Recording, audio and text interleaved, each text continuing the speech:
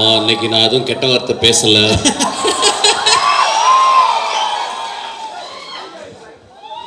ஒரு கொம்பு அறுத்து எடுத்துட்டாங்க, அதனால் ஒரே ஒரு கொம்பு தான் இருக்குது.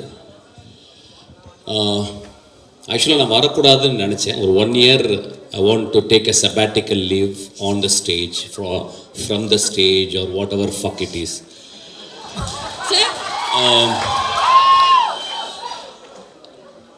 பட் ஆனால் 3 பேருக்காக இந்த மேடையில் வர வேண்டியிருந்துச்சு. ஒன்று வந்து நான் ஒரு படம் ஒர்க் பண்ணேன் அகரம் சாரோட. He never behaved as a producer. He behaved as my father actually.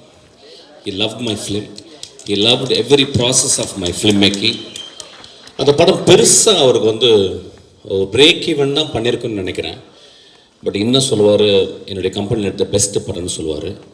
So அவருடைய அன்புக்காக இந்த படம் மிகப்பெரிய வெற்றி படம் அவருக்கு. அவர் வந்து ஒரு மிடாஸ் டச் மாதிரி, whatever he touches it will be a hit film. அந்த மிடாஸ் டச்சிலேருந்து 2 குழந்தைகளை பெற்றெடுத்திருக்காரு. ரொம்ப எக்ஸ்ட்ரானரி சில்ட்ரன்.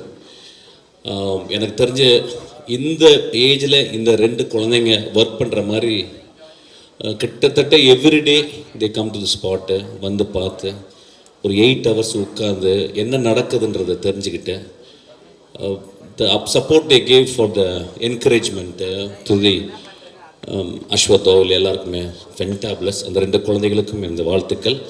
அப்பா உங்கள்கிட்ட கூப்பிட்டு போயிருக்காரு.